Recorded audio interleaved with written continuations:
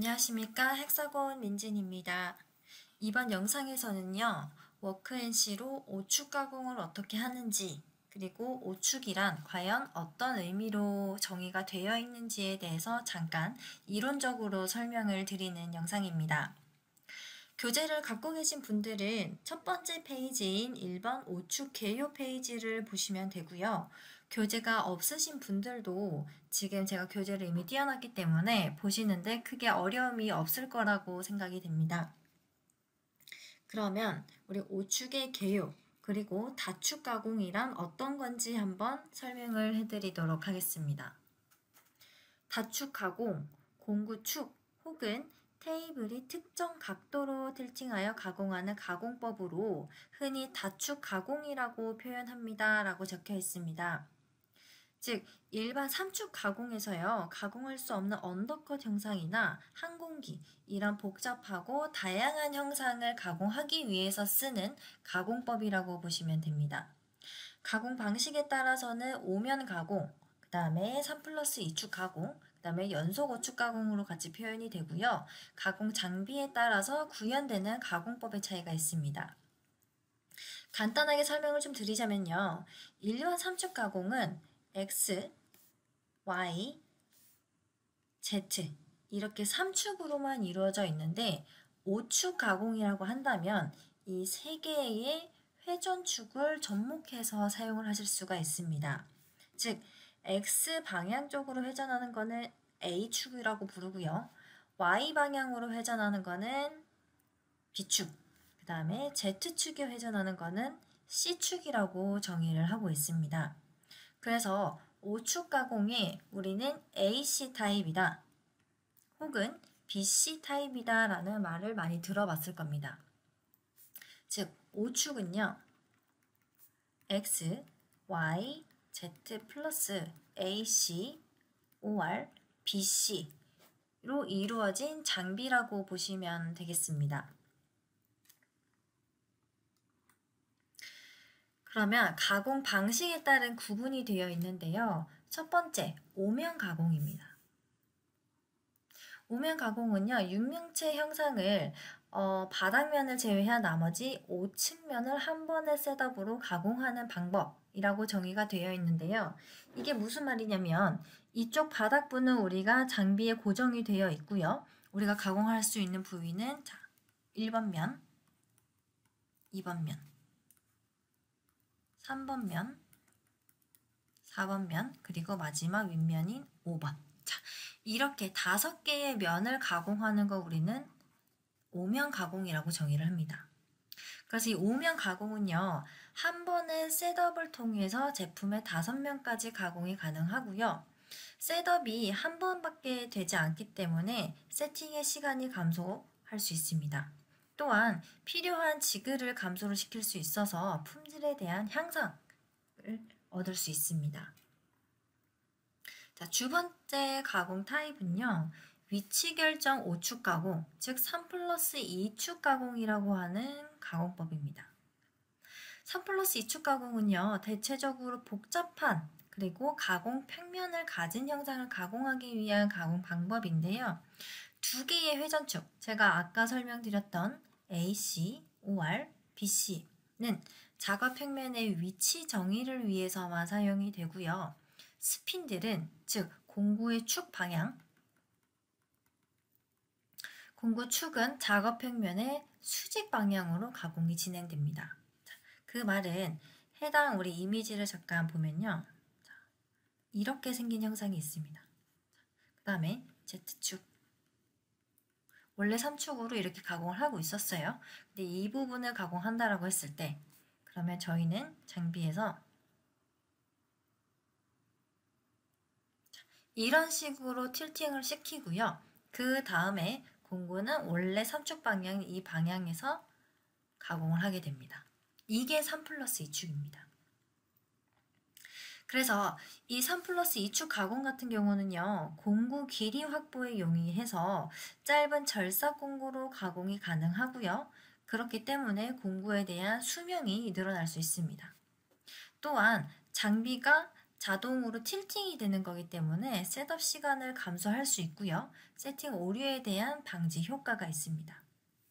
그리고 이 3+2축은 이것처럼 공작물을 틸팅을 시켰지만 가공하는 건 3축과 동일한 방식으로 되기 때문에 굉장히 쉽게 프로그래밍 작업을 할 수가 있다는 장점을 가지고 있습니다. 다음 가공 타입은요, 가장 보편적으로 쓰이는 연속 5축 가공입니다. 이건 모든 가공축의 연속적인 움직임을 통해서 가공을 하는 방식이라고 보면 되는데요.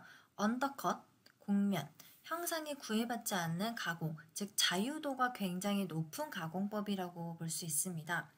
해당 형상과 같이요, 이게 가변을 하는 구배를 가지고 있고요. 게다가 언더컷, 그 다음에 구배를 가지고 있습니다. 그럴 때 우리가 연속 5축 가공을 하게 되면 장비는 전체 X, Y, Z 플러스 2개의 회전축이 동시에 움직이면서 가공을 진행하게 됩니다. 그래서 연속 5축 가공은요, 언더컷 형상이 많은 모델에서 자연스러운 가공이 가능하고요. 일반적인 3축 가공으로 할 수 없는 굉장히 어렵고 복잡하고 다양한 형상의 가공이 가능하게 됩니다. 자, 그래서 우리가 다축 가공이라고 하면은 크게 이 세 가지로 정의를 할 수가 있는데요. 첫 번째가 오면 가공, 두 번째가 3+2축 가공, 그 다음에 마지막이 연속 5축 가공으로 정의가 될 수 있습니다. 자, 그렇다면 우리가 실질적으로 5축 기계는 과연 어떤 타입이 있는가에 대해서 설명을 좀 드리도록 하겠습니다. 크게 간단히 말해서 자, TT 타입이 있고요. 자, 테이블 헤드 타입이 있고요. 헤드 타입이 있습니다. 보통 보편적으로 이렇게 정의가 되어 있고요. 이 장비에 대해서 잠깐 설명을 드리도록 하겠습니다. 테이블 타입 같은 경우는 테이블에 회전하는 C축이 있고요. 그 다음에 회전하는 B축 또는 A축을 가지고 있습니다. 즉 공작물이 올려지는 테이블에 두 개의 회전축을 가지고 있으면은 얘는 테이블 타입이라고 정의가 되고요. 그러면 헤드 타입 같은 경우에는 공작물을 올려지는 테이블이 아니고 공구가 장착되는 이 스핀들 헤드에 있는 이 부분에 우리가 C축 또는 A, B 축이 세팅이 되어 있는 거를 헤드 타입이라고 합니다. 즉 보시면 두 개의 회전축이 기계의 헤드를 기준으로 설정된 기계 구조라고 하죠. 자, 마지막으로는 헤드 테이블 타입인데요. 이제 복합적으로 있다고 보시면 돼요. 테이블에도 회전축이 있고요. 헤드에도 회전축이 있습니다. 즉 테이블 하나, 그 다음에 스핀들 하나 이런 식으로. 그래서 두 개의 회전축이 기계의 헤드와 테이블에 각각 하나씩 존재하는 타입의 장비라고 합니다. 자, 이 장비를 제가 실제로 워크앤실을 통해서 좀 보여드리도록 하겠습니다. 먼저 테이블 타입을 보여드리도록 하겠습니다. 이거 실제로 저희가 보유하고 있는 장비 데이터고요. 해당 모델은 연속 5축으로만 가공이 가능한 모델입니다. 보시면 X, Y, Z, AC라는 회전축이 있고요. 이 테이블이 C축으로 회전을 할 거고 이 테이블이 A축으로 회전을 할 겁니다. 움직임 한번 보도록 하겠습니다.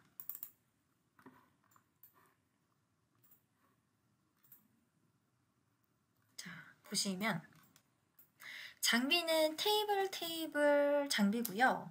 동작하는 걸 보면 X, Y, Z, 그 다음에 AC가 동시에 움직이면서 가공을 하고 있죠. 이게 아까 앞전에 제가 가공 타입에서 설명을 드렸던 연속 5축 타입의 가공법입니다. 자, 두 번째는 헤드와 테이블에 복합적으로 있는 장비를 보여드리도록 하겠습니다. 보시는 장비 여기 테이블에는 C축이 있고요. 여기는 A축 회전이 있습니다.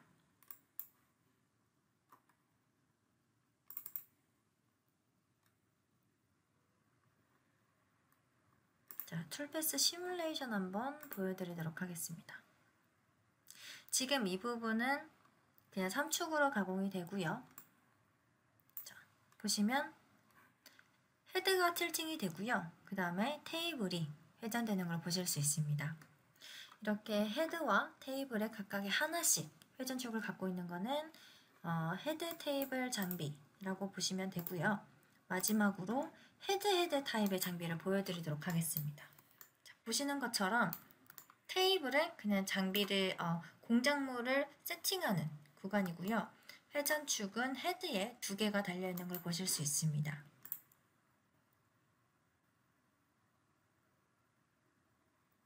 시뮬레이션을 보시면 헤드에 있는 2개의 축, AC 축이 동시에 움직이면서 가공하는 걸 보실 수가 있죠.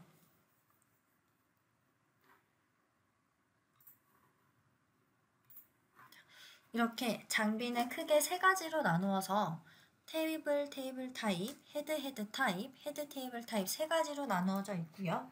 이 장비의 어떤 타입에 상관없이 워크앤시는 장비에 대한 데이터를 불러오고 시뮬레이션 그리고 간섭 체크까지 전부 다 적용하실 수가 있습니다.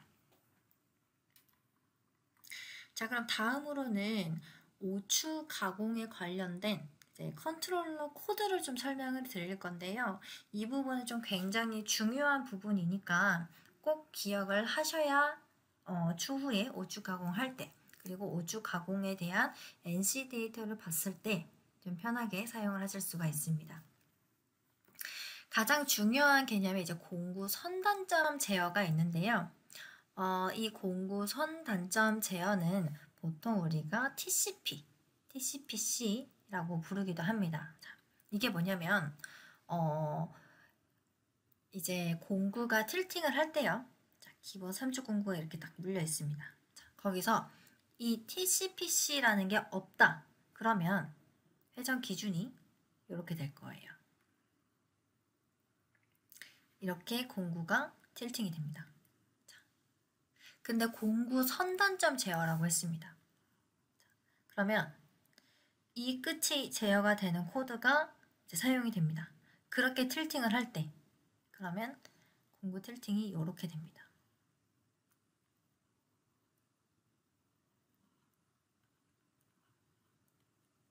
이해되시나요?